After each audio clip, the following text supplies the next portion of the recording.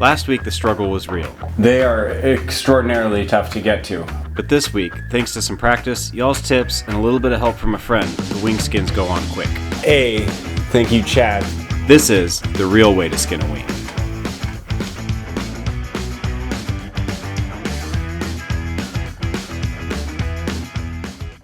All right, I know I said I was not gonna film wing number 2, but here's the deal.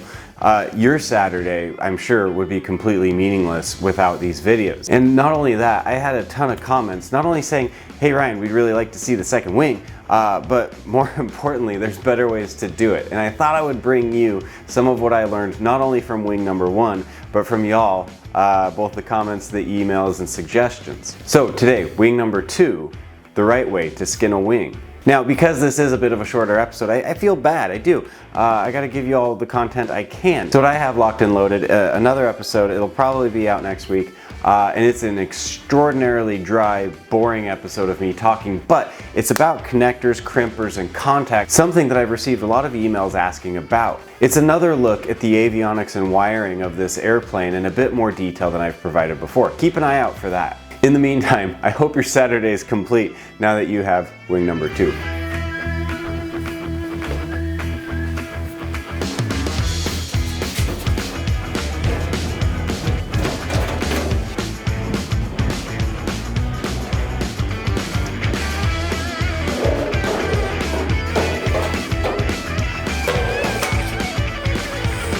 I realize I said I probably wasn't going to film this, but I just don't think I have it in me at this point. All right, round 2.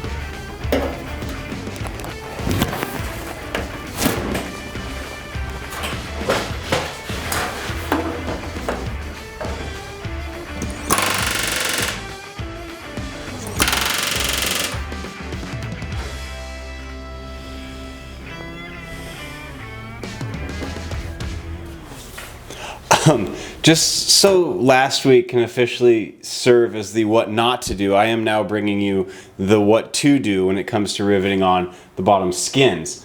I wasn't going to show much of this, but I'm so impressed by this system, which a few of you had actually recommended I take a look at. And I sort of knew about, but I dismissed it. This is incredible. This is 10 times easier. The work that I'm able to do is not as arduous. It's actually a little more enjoyable to get this done. And I suspect the same will be for the other skin. You do have to remove your control surfaces, flaps and ailerons. Not a problem when you consider the amount of time saved here. Do remember that part of the reason I dismissed this is I would not be able to do this with that pitot tube in place. There are ways to get around that, and I mentioned that last week. Perhaps not riveting it in so soon and doing it more in process with the skins. Some of you also noted that there's some great methods of doing it by utilizing one of the access hatches. If you are thinking about tackling this, any part of this week's or last week's work, I would suggest taking a look in the comments. That's where the real learning is happening down there. Some great recommendations by y'all. I'm going to keep moving forward on this. I should be able to get this done in relatively little time, again, compared to side 1.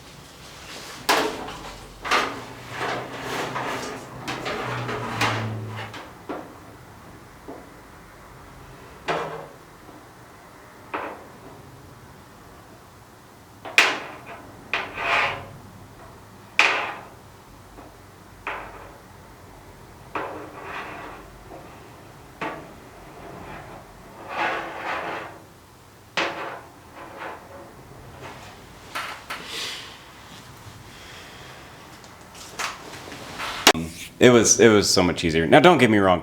It's still hard work. It's still a lot of flexibility and cramped locations, but not near the amount of frustration as the first time around. And the work, it looks better. The other side, I'm still plenty happy with, but there's just less little minor inconsistencies in this side versus the other. Side 2, skin 2, coming up. I guess. Might need a break.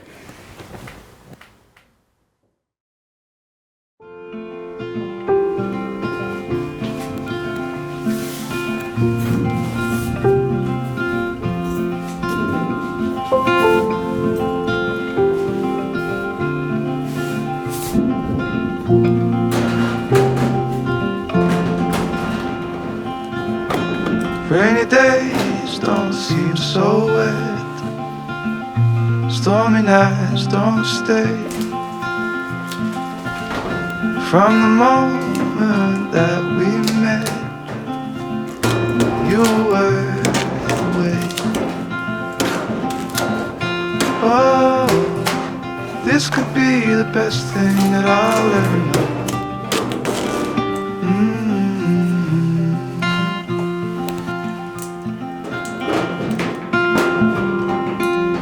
Talked for hours and never slept. Two silhouettes on the concrete steps. We watched the sun as it slowly crept from the horizon to the place we met. Oh, this could be the best thing that I'll ever know.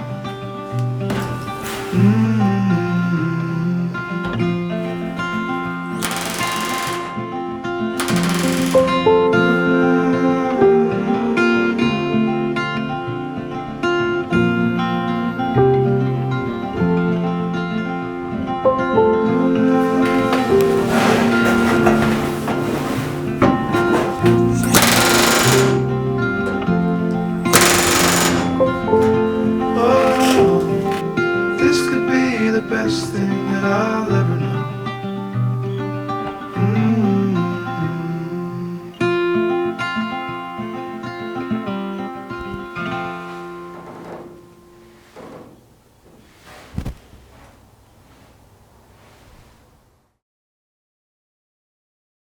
Just keep cruising. 1 second. Set. This one's tough for me.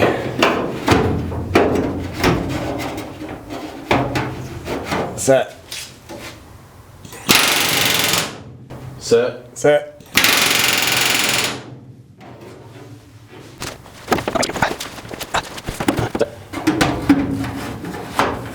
Set. A second person made incredibly quick work of the remaining rivets. I can't thank Chad enough. Not having to get up and down, not having to hit both sides of the rivet at the same time, getting better angles on it, all of it made for a better riveting experience, and I think probably a better quality product in the end. Other than occasionally finding yourself in a compromising position with your rivet partner, there really is no downside to having some extra hands in the shop.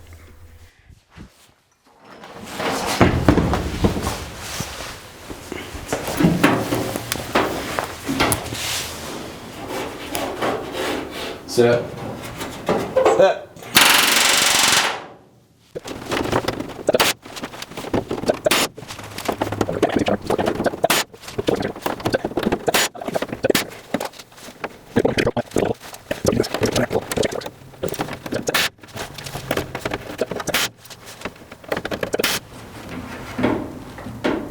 Set. Set.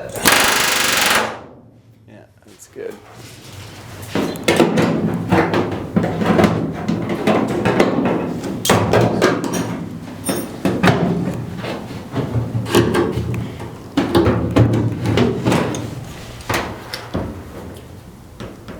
Set. Set. Nice.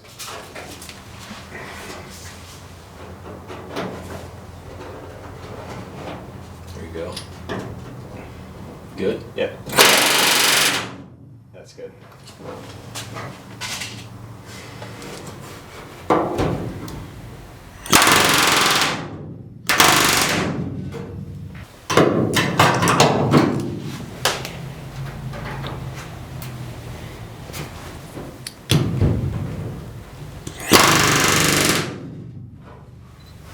And with that corner rivet, a second wing is done. I gotta say, thank you, Chad, for helping me rivet these. That was huge. And B, thanks to you all out there that had some great suggestions about a bit of a better way to do it this time around. Again, a lot less effort, a lot better result. Although I do have to say, some of that is because I wasn't fighting a pedo mast. Overall, both wings looking fantastic. Loving that they're nearly complete. Much like the fuselage, there's a lot of loose ends here that I plan on tidying up, and we'll take a look at what some of those are, but we're gonna do that on a different day. I wanna thank everybody for watching. The comments, keep them coming. If you haven't subscribed, think about it, and we'll catch you next time.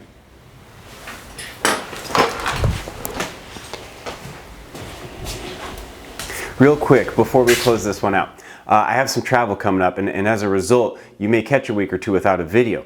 But I would love it if I could meet up with a few of you on said travel. You see, I have a birthday, and it's one of those big round ones that people attach a lot of meaning to. I am headed down to Lake Havasu City, and I have heard there are quite a few RVs in the area. I would love it if I could come take a peek at some finished examples of these planes. It doesn't have to be a 7. It could even be a 12. But it would be great to maybe meet up at the airport out there. If you are one of those pilots that I've heard about, feel free to head over to my website and shoot me an email or get a hold of me some way, even down in the comments, and maybe we can schedule some sort of meetup. That would be fantastic. It would be such a great present for me to meet some of y'all. As always, thank you so much for watching the channel, and we'll catch you next time.